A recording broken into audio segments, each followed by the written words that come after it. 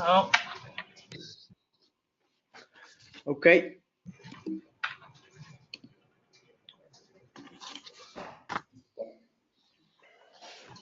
So a very good morning, Europe, and a good afternoon, China and Southeast Asia. Welcome to today's exciting webinar, where we'll be taking a closer look at the importance of intellectual property protection in China and Southeast Asia, and the implications for the fashion, design, and textile industries. My name is Edward Leone, and I am the project officer for the China IPR SME Help Desk. And today I'll be the webinar's moderator. I am also joined by my colleague, by Marta Belenzani, who is the Southeast Asia IPR SME Help Desk Business Advisor. Our expert for today's webinar is Elio De Tullio. But before introducing our experts and the various services offered by the China and Southeast Asia IPR SME Help Desk, I would like to quickly go over the platform. So throughout the presentation, we're looking forward to a lively discussion. Therefore, please feel free to send us your questions, which can be done via the question box on your screen. Also, please keep in mind that when you send us your questions, we will hold on to them until the end of the presentation, and they will be answered during the Q&A session after the presentation.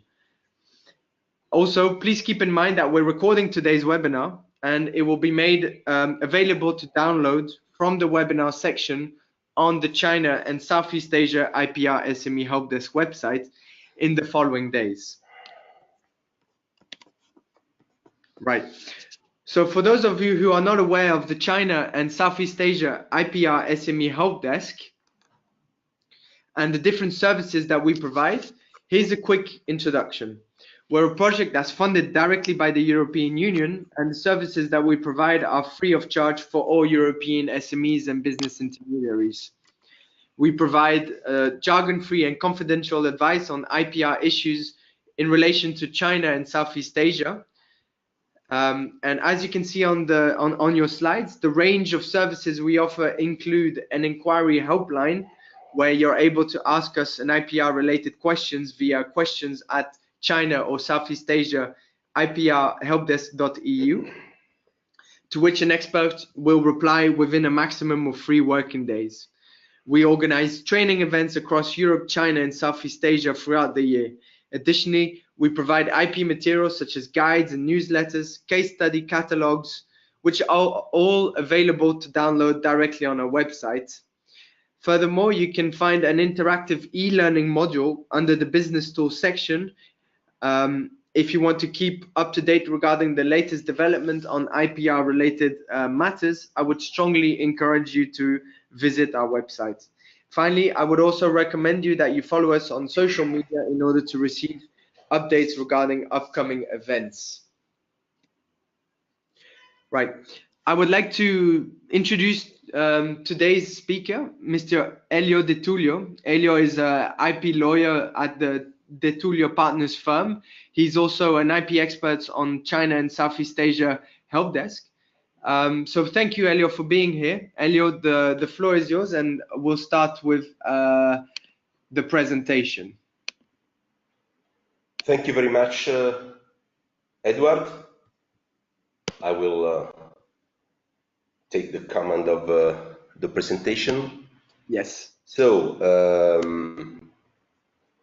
first of all, just some premises. Of course, the matter of protection of intellectual property rights in design and fashion sector is quite wide.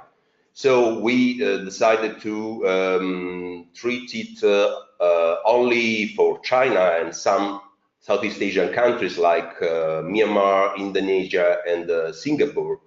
And I hope that in case you are interested in specific countries other than these, you can mention this in the Q&A session, and we will be happy to provide you additional information in probably subsequent webinar.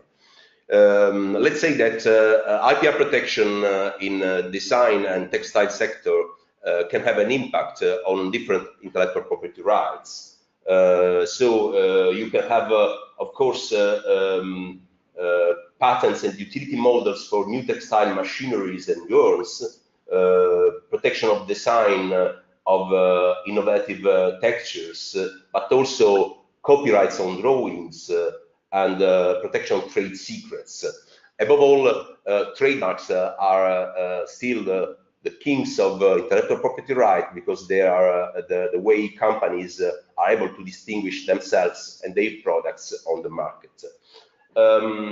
Usually, companies that wish to file an application for intellectual property rights protection in China and Southeast Asian countries should keep in mind that they can use the priority rights accorded by Paris Convention for the protection of industrial property. But bear in mind that Myanmar is not a member of the convention. In the Southeast Asian countries, applications can be filed by foreign companies if they have an address for service in the country, like in Brunei and Singapore, or by appointing a local agent in case of the other Southeast Asian countries. In China, foreign applicants without residency or place of business in China have to appoint a local IP agent, where a simple power of attorney is sufficient. This is related to local foreign applications. Of course, we always suggest to EU companies to select EU or a local IP attorney or agent that can liaise with foreign attorneys in China or Southeast Asian countries, so they can have a good strategy from the place where the business is starting, and a good operative operativity towards the IP offices and IP courts in the destination country. Moreover, in most of the Southeast Asian countries, power of attorney is necessary to file an application, and in some cases the power of attorney is sufficient in a simple manner. In other cases, it must be notarized and legalized. Some other peculiarities of the trademark system are related to the membership to international convention. The majority of Southeast Asian countries, as well as China, are member of the Madrid system for trademarks, with the exception of Malaysia and Myanmar. In most of the countries, a multi-class application system is in force, but in Malaysia, it still needed a separate trademark application for each class of goods and services.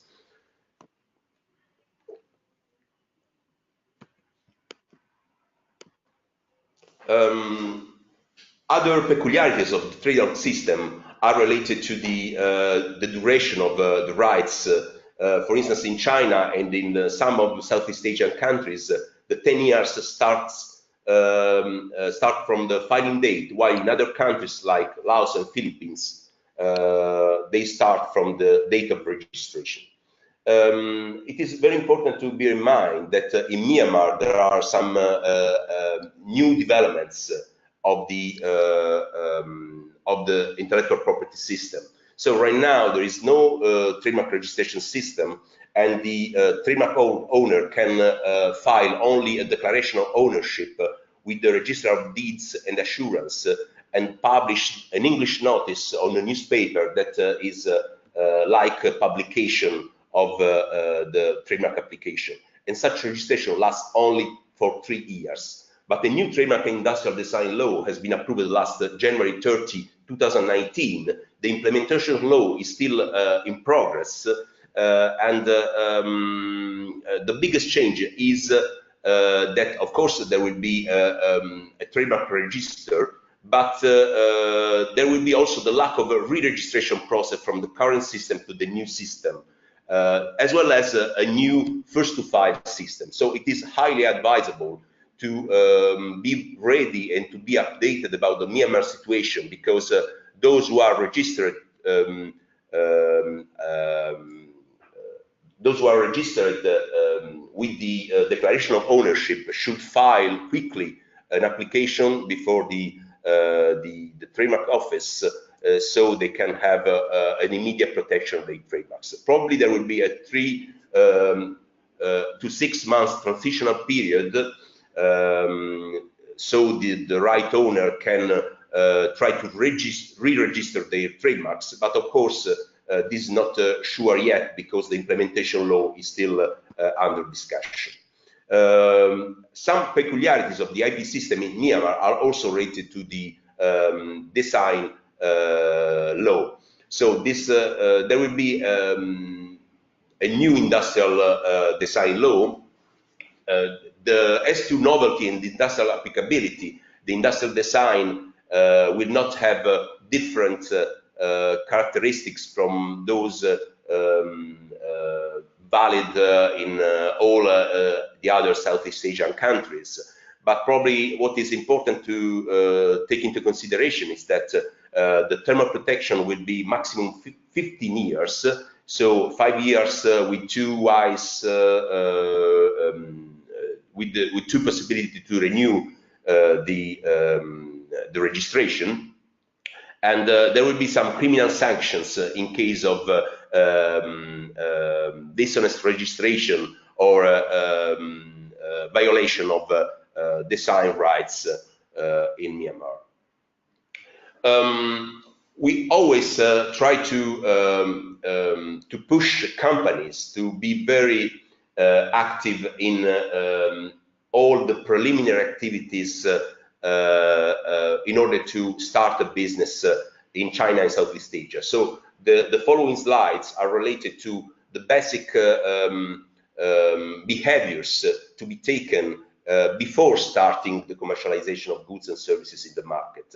So preparing a strategy to develop your IPR protection in China and Southeast Asian countries in order to avoid bad faith registration by third parties should be a must in these countries. So it is highly advisable to carry out preliminary searches at worldwide level, of course focused also on China and Southeast Asian countries, to activate a worldwide surveillance system in order to monitor trademark design and patent register as well as the market, and to avoid possible misuse of your rights, or to react immediately towards potential cases of counterfeiting.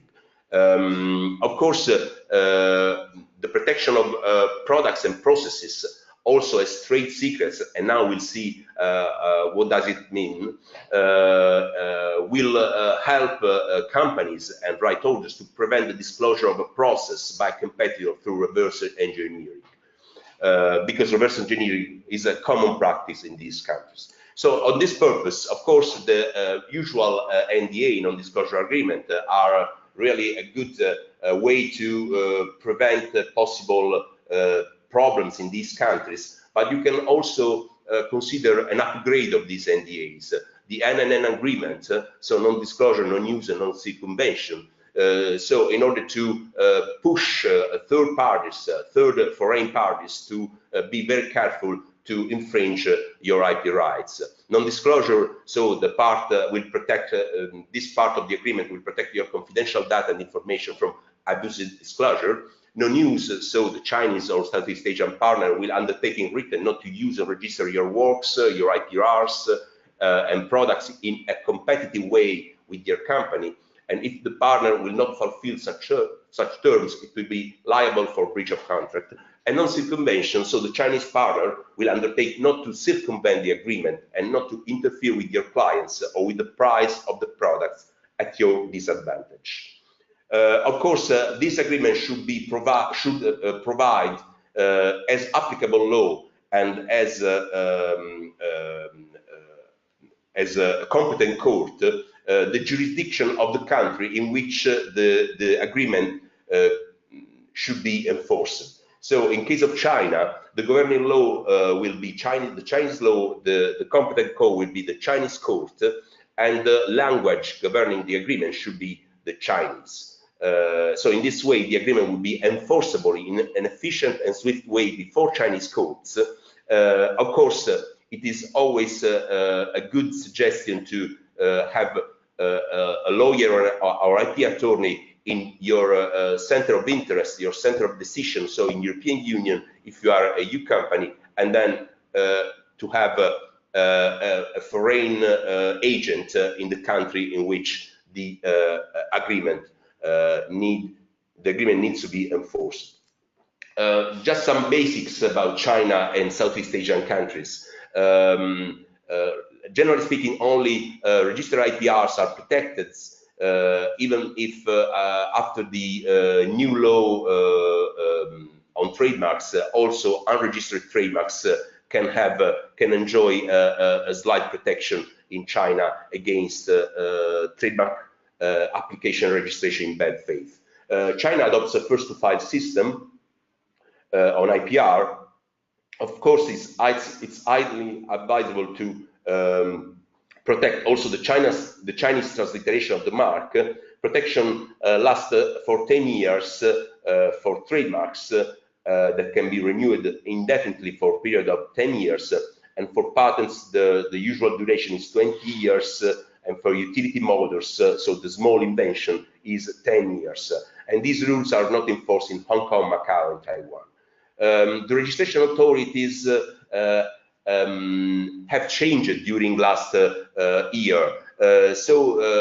Before 2018, there were several authorities competent for trademarks, patents, geographical indication, and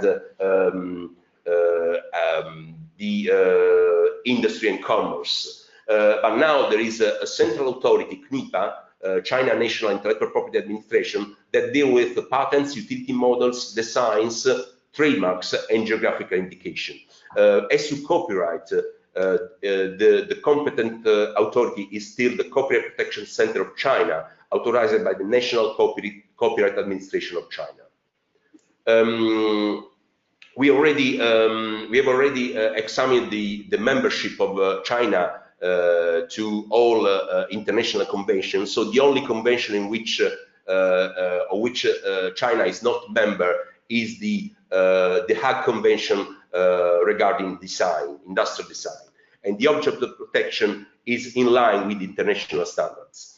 As to trademarks, again, referring to the new trademark law reform of 2013, the Chinese authorities started to force a quicker examination of application and opposition. So according to this new law, no more than 9 months will be required for the invalidation of registered trademark and for the cancellation and review of cancellation, and no more than 12 months will be required for opposition proceedings, review on opposition, and invalidation of a registered trademark. There will be also some updates about non-conventional trademarks. So sound marks are permitted starting from May 1st, 2014. Multi-class application is now available, even if China, the CNIPA, the China office also always have a specific sub-classification according to its practice. And a certain level of reputation and protection is accorded to trademarks that have been used on the market prior the application. Going to specific topics in the textile and apparel industry. Let's say that trademarks should be registered even if the product is manufactured but not sold in China.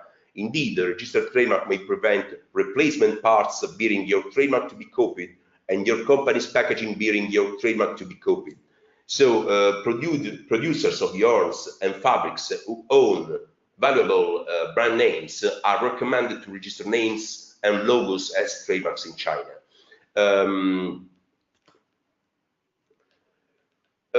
As to the protection of distinctive fabric design as trademark, it is not really a common use because they have become distinctive through long use on the market. So it's all this possibility is accorded only to a very famous and well-known trademark. Of course, there can be also the protection of patents in connection with the textile and fashion sector. We will focus basically on design patents, where the protection is accorded to new design of the shape, pattern, or the combination thereof, or combination of colors. Let's say the aesthetic part of the object, provided that it has individual character and it is new, of course.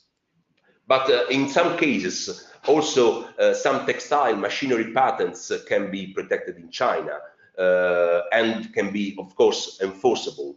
For instance, a patent registration on textile machineries may ensure protection against potential infringers who manufacture infringed technology that is exported to other countries, and competitors who may copy the design and shape of the machinery and its components and mislead customers, making them believe that the copied machinery has the same function or quality as the original, often causing losses in sales for the original European manufacturer. In some cases, the protection of patents in the textile and apparel industry can be a way to prevent competitors to interfere with our market operations. But of course, the most important protection in this sector is the protection of design patents on patterns of apparels. So an application for a design patent must include some of these external features of the product, like the shape of the product, the pattern, the shape and pattern, in some cases, the shape, color, and the shape, pattern, and color of a product. So it is very important to liaise with your IP expert, IP attorney, in order to understand how to better protect your design products in China. In some cases, copyrights can be used in order to protect creative works in China.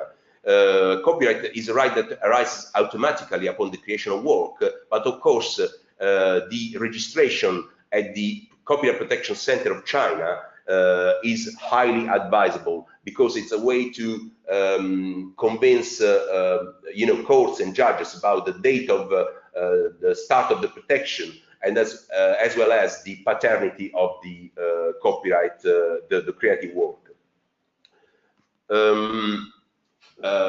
The copyright protection confers right holders moral and economic rights. Moral rights are personal and non-transferable, and economic rights, like the right to reproduce, communicate, distribute, perform, adapt, translate, etc., may be freely transferred, usually in return of some royalties or some remuneration.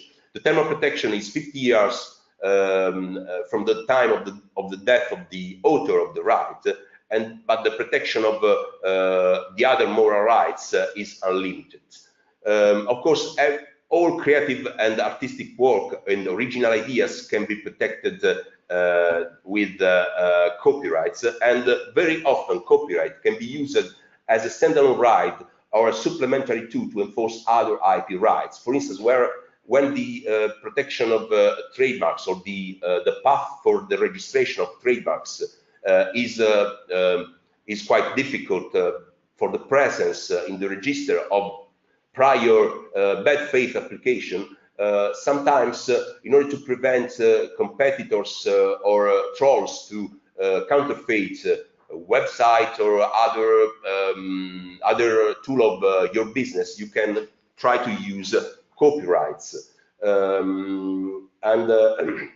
So copyrights does not substitute design patents, for instance, in the case of protection of the look and feel of your website, but they can be complementary. So they can be used in order to support your action against counterfeiting behaviors.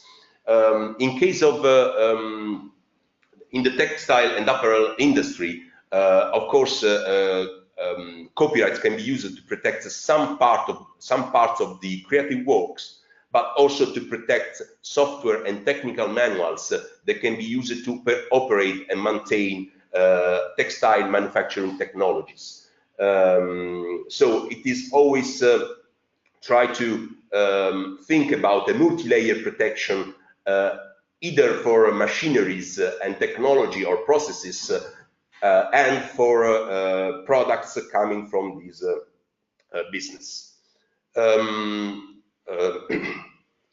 As I mentioned before, apparel design may also be protected as works of copyrights.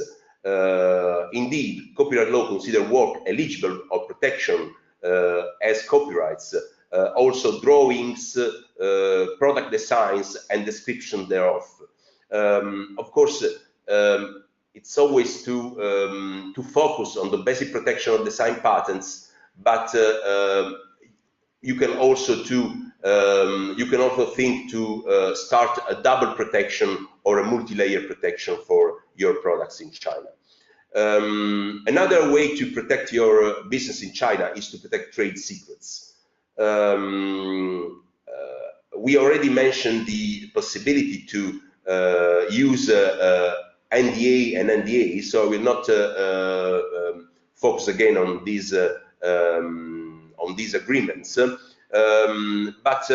the protection of trade secrets allow right holders to ask the court for compensation of damages by collecting evidences, by collecting some evidence. In some cases, this collection can be a little bit difficult. There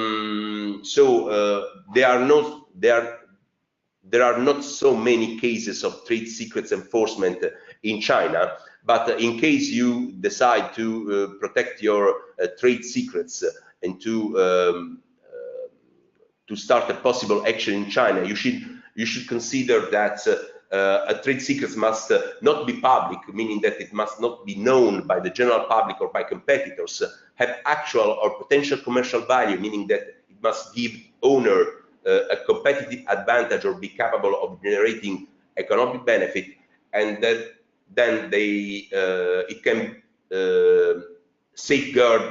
be safeguarded by confidentiality measures. So the owner must take reasonable measures to protect the confidentiality of the information. In China, there are also several ways to enforce rights. Civil, criminal, administrative, and customs enforcement is possible. The competent authorities, as you can see from this chart, are different. But they are all very efficient. So if your rights are in good health, you will be very happy to enforce your rights before these authorities, and you can also enjoy a special protection, a special enforcement of your rights during trade fairs, even if I will not go through this topic today.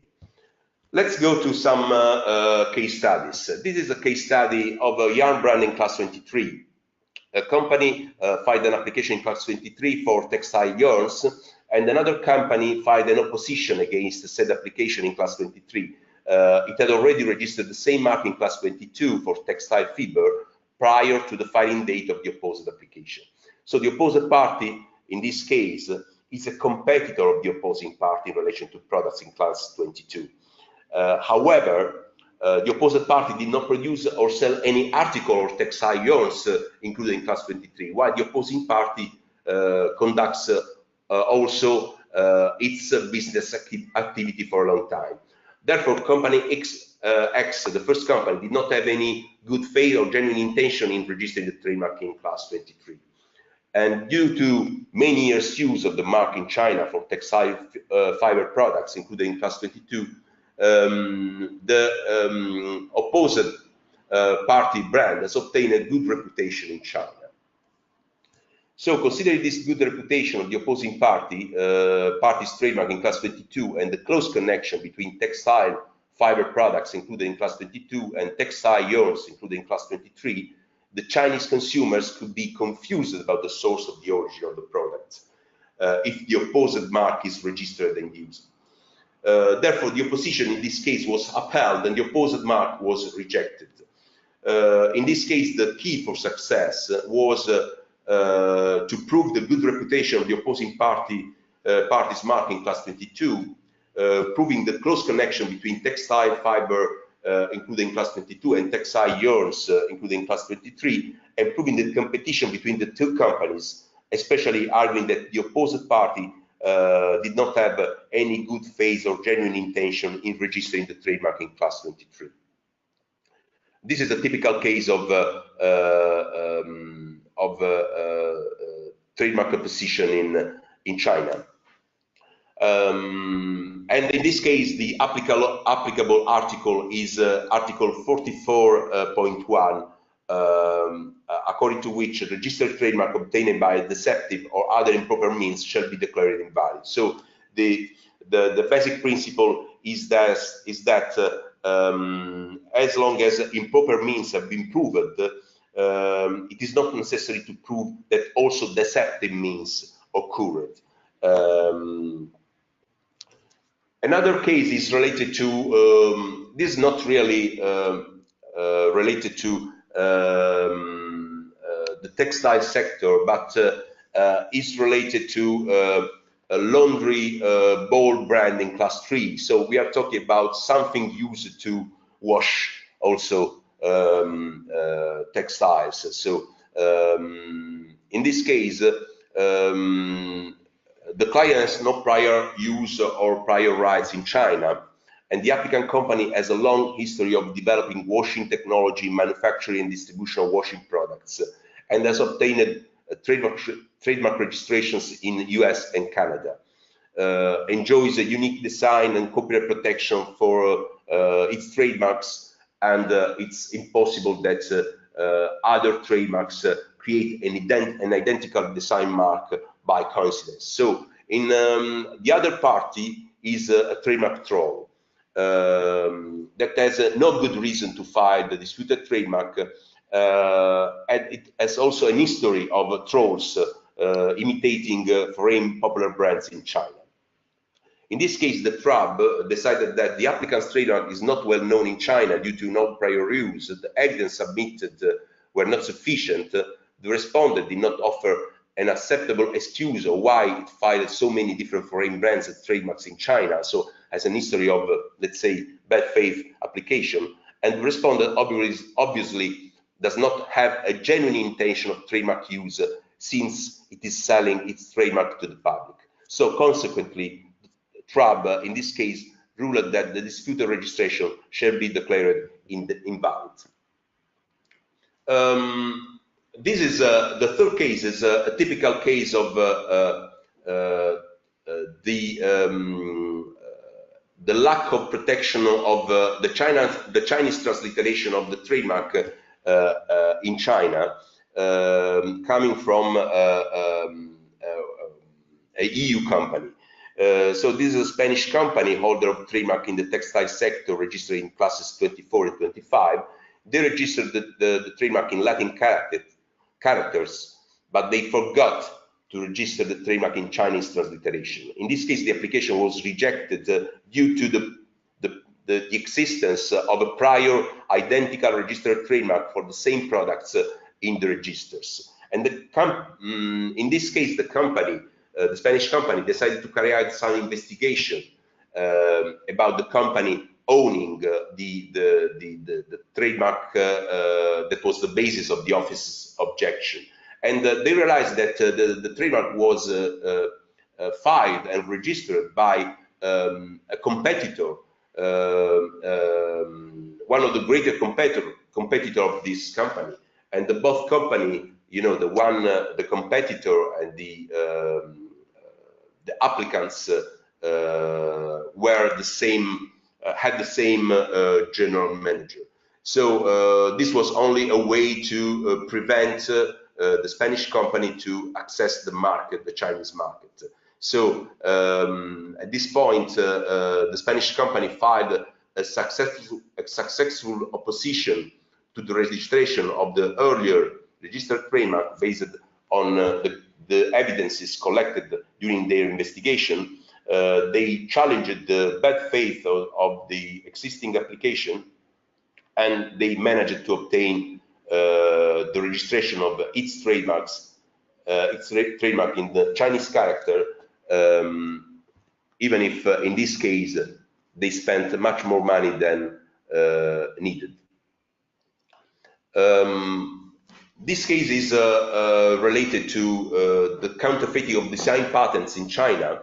It's a typical case in which the holder decided to protect their brands, their apparels and bags manufactured in China but sold in Europe through several IP rights. So design patents, but also copyrights. Their products were counterfeited, so then they started to collect evidences about the alleged counterfeiting, and they started an action against competitor, basing this action together on copyrights and design patents. And they were successful at the end. And the final case is the famous case related to Michael Jordan word trademark in Chinese character. You know that Michael Jordan started this very long legal action against Kuadan Sports, a sportswear company based in the Fujian region, which had developed a business using the name of Jordan in Chinese characters, as well as its historical numbers, player like 23, and a logo similar to Air Jordan. So over the years, this became a very big company holding hundreds of different marks using the name of Jordan. But the Supreme Court's decision, so the end of this very long process, overturned the ruling of the Shanghai court, which affirmed that the use of the term Kuodan was too common to be registered and used only by Michael Jordan. Now we'll see which are the arguments used by the Supreme Court. So the Supreme Court at the end decided that even a very good and big business, if it has been poisoned from the very beginning because it is based on bad faith application, cannot be considered legal and cannot be, let's say, protected. Indeed, the court divided its analysis and motivated its decision on the basis of two arguments. On the one hand, the protection of personality rights, and on the other hand, the conclusion that a business based on a right acquired in bad faith does not deserve protection. So in terms of personality rights, the court established that the right to a name, which includes also the pseudonym, is one of those rights that deserves priority protection as compared to the subsequent filing of a trademark. And in order to obtain this level of protection, a name must have acquired a certain degree of popularity, and this was the case of Michael Jordan, with respect to the relevant public, and must have been known and used for a substantial period of time. In the present case, the evidences had shown the extensive use of the sign by the media and the public to identify the famous Michael Jordan as the owner of its name, of course. And the court recognized that the name of Michael Jordan has an earlier right to be protected from the trademark filed by Kuodan, and therefore such name should deserve protection. Now let's switch, due to lack of time, let's switch to Singapore. Let's say that in Singapore, Singapore is a very active country in terms of IP protection. so is a member of all international convention, of course, Paris Convention, Madrid System, Hague Agreement, PCT, and adopts a first-to-file system for IPR. As to trademarks, trademark is a sign that can be graphically represented in Singapore, does not necessarily be in use before registration, although the applicant has to make a declaration of clear intention to use of the trademark and must use the trademark in commerce within 5 years from the registration or the trademark, otherwise it can be revoked for non-use. It is possible to register also 3D signs and sounds, and the procedure takes about 6-9 months. The protection duration is 10 years from the... Hello? Hello? Yes. Okay. The protection for trademarks lasts 10 years. It can be renewed indefinitely every 10 years. There is a very strong echo. So I don't know if anything is changed. We can hear you, Elio. I can hear you perfectly fine. Okay, yeah, but I have an echo in. Okay. In Singapore, the trademark can be protected also under the common law upon certain conditions. As to patents, in order to be registered as patent, an invention must be new, have inventive step and industrially applicable. So invention regarding methods of treatments of the human or animal body are not patentable, and the registration procedures takes about 1-4 years. The protection of patents is 20 years from the date of filing, subject to the payment of annual fees after the end of the 4th year. As to copyrights, the duration of copyrights protection is 70 years from the death of the author. Singapore is a member of the Berne Convention, and the protection is conferred automatically to the author. Indeed, there is no registration system in Singapore. As to design, a registered design grants to the owner the right to stop others from making, importing, or selling without permission an article to which that design or a design not substantially different from it has been applied.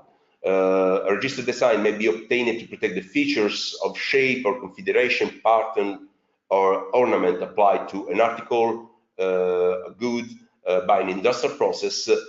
And according to statistics, there has been a 46% increase in design application filed in Singapore during last years. Designs that cannot be registered are those indicated in this slide. So you will bear it in mind when you will file a design application. In order to obtain a registration of design, the design must be new at the time of the application, so not yet published or disclosed to the public.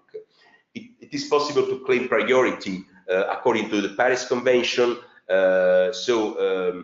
provided that the Singapore application is filed within 6 months of the earlier application. And once registered, the details of the design will be published in Design Journal and the Registry of Design. The duration of protection is 15 years, so the basic protection is 5 years that can be renewed for 2 times. The application to be filed at the Intellectual Property Office of Singapore must be in English, can be also filed online, and shall contain a statement of novelty describing the characteristic of the design which the applicant considers to be new, the appropriate case, the appropriate class and subclass under the Locarno classification, maximum 10 representation of the article in this format you can see in this slide, the details of any priority claim and the application fee. 2 or more designs may be subject of the same application, like it occurs in European Union, and if the designs relate to the same class and subclass of article or the same set of articles. In the textile sector, the registered designs rules define these goods as textiles or plastic piece goods, handkerchief, shawls, or other class of article or similar characters. For the purpose of registration, the protection is limited to features of patterns and ornaments. In this case, the protection is accorded to two-dimensional design that are related to these textile articles, and the application might be accompanied by also a sample of the article.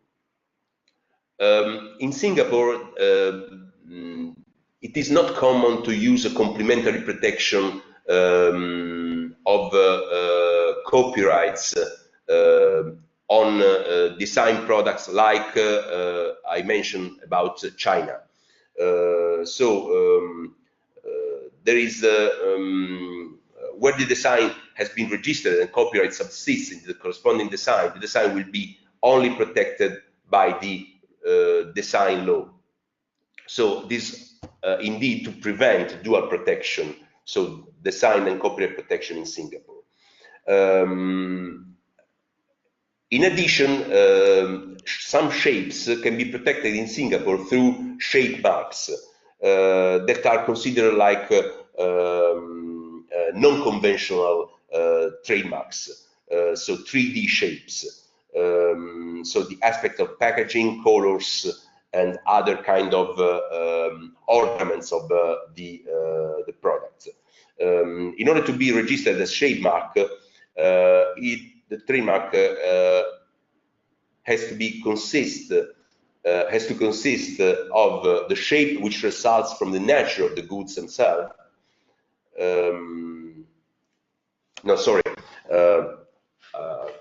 These are the cases in which a sign shall not be registered as a shape trademark. So in case the shape which results from the nature of the goods that is necessary to obtain a technical result or that gives substantial value to the goods. In these cases, the trademark cannot be registered as trademark. And this is a practical case occurring in Singapore, in which the 3D trademark has not been accepted from the registry, and due to the lack of distinctive character in the packaging. So in this case, the registrar took into consideration the fact that similar containers with a peel-off cover have been in use in the market for other products such as dairy creams, fruit jellies, instant noodles, and ice cream. So due to this lack of distinctive character, this shape was not registered as 3D trademark. I will skip the enforcement in Singapore, and we will jump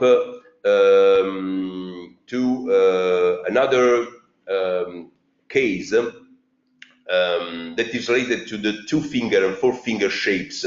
These are not related to the textile and the fashion sector, but is just to stress that it is not easy to obtain a 3D protection of protection of shape trademarks in Singapore, because usually the court argues that there is lack of distinctive character. Finally, we will go through Indonesia IPR system. In Indonesia, there is a first-to-file system.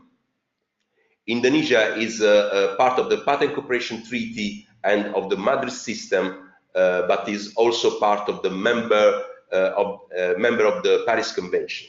The application for registration must be in Indonesian, but some documents can be filed in English with the local language translation, like for patents. As to trademarks, it is important to register a trademark before entering the market because in Indonesia, bad faith registrations are very common in practice. So it is difficult to provide the necessary proof to cancel a bad faith registration in Indonesia, like it happens in China. A trademark can be cancelled due to a new news for 3 consecutive years after the registration date, and the registration procedure takes about 36-42 months. The duration is 10 years, and the registration can be renewed indefinitely every 10 years. In Indonesia, you have standard patents, simple patents, and the duration of these two rights are 20 and 10 years. And of course, there is also the possibility to enjoy copyright protection conferred automatically to the author. As to design, there is a law on design protection.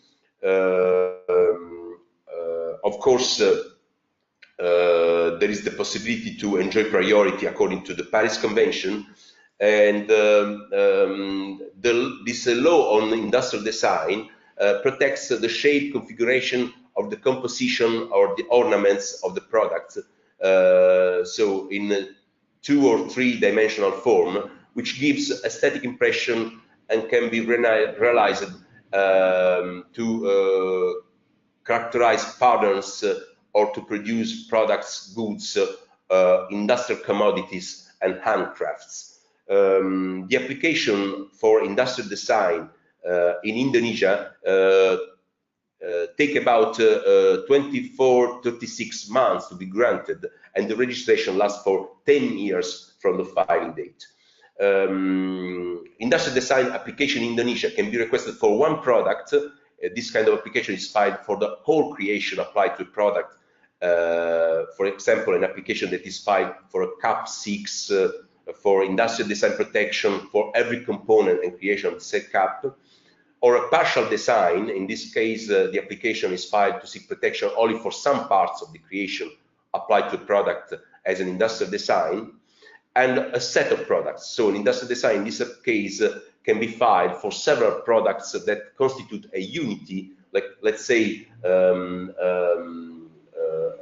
concept and that concern the same class. For example, industrial designs application that can be filed for a set of cup, saucer, pitcher, or other products.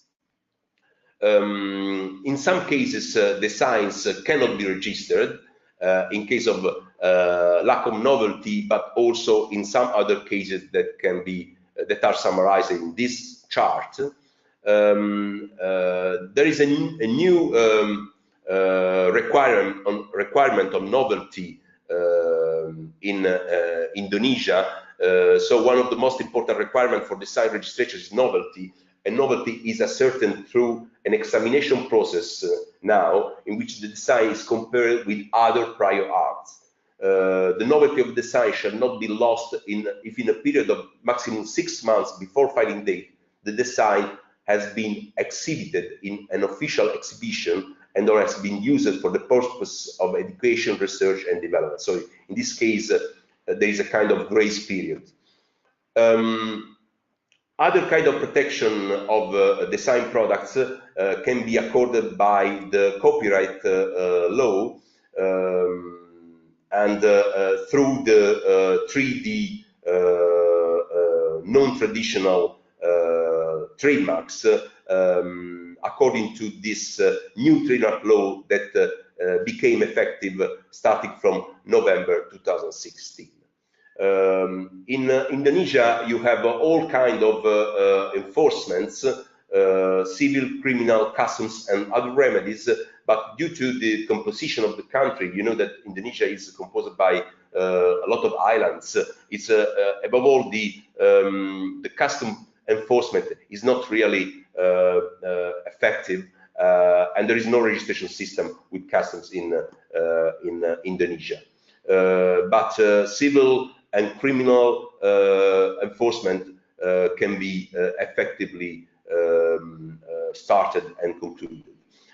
Finally, a case of design infringement in Indonesia is not related to the fashion sector, but just to understand how this design enforcement can work. This is an individual owner of a registered design for a pipe joined with features which protect natural gas pipe joints from catching fire due to presence of flames or through the sun. He filed a lawsuit against PNG, the Indonesian national gas company, asserting that the company was producing and using an apparatus using his design since 2006 without authorization. And he turned to the Commercial Court of Central Jakarta and demanded compensation for more than $100 US. PNG claimed that the design registration lacked novelty and had absolutely no uniqueness, no distinctiveness over prior disclosure, but the court found that the individual Indonesian citizen arguments very well supported, and declared that PGN infringed the design and ruled that PGN had to pay something like $18 US as compensation. So in this case, the design enforcement was quite successful. So finally, some recommendation about the protection of intellectual property rights in China and Southeast Asia. Start protecting your IPR before entering the market.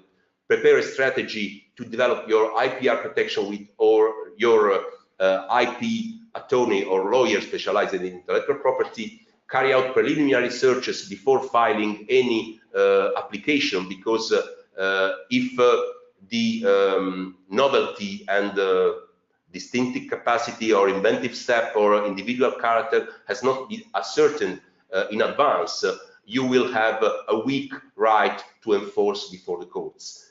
Take care of your first filing, even the national one, that is the pillar of the architecture of your international protection of your IPRs.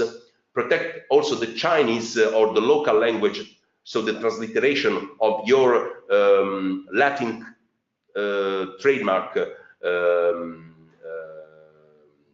So try to protect also the translation of your trademark in the local countries. Collect all the documents concerning the use of the mark, and create a database with relevant material. Monitor markets and competitor behavior. Activate your IP attorney by surveillance system. Monitor IP gazettes, legal action, and verify the compliance of local applicable law. So that's it for today. I will leave the floor to Edward.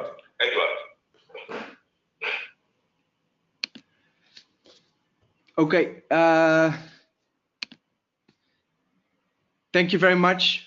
Thank you very much, Elio, for this enlightening presentation regarding the importance of, IPR protection in China and Southeast Asia and the implications for the design textile industries. I really hope this was a useful presentation for everyone who attended this webinar. Right, so we have maybe a couple minutes left to answer maybe 2 or 3 questions. So we're going to have a quick Q&A, and we'll try and answer them as briefly as possible to keep within the 1 hour sort of time frame. So without any further delays, let me ask the first questions. So Elio, do you have any advice advice regarding if we should wait until, if a company should wait until the new regulation in Myanmar before filing a registration? Well, if there is a burning business going on in Myanmar, it would be advisable to file the application according to the current system. So the declaration of protection. Otherwise, of course, it would be better to be ready for the new legislation be implemented. So as soon as it has implemented, a new application can be filed in the promptly, and so the trademark application can be included in the new register. Well, thank you, Elio. And maybe as a follow-up question as well, do you think it's more efficient to register in Indonesia as a third trademark, free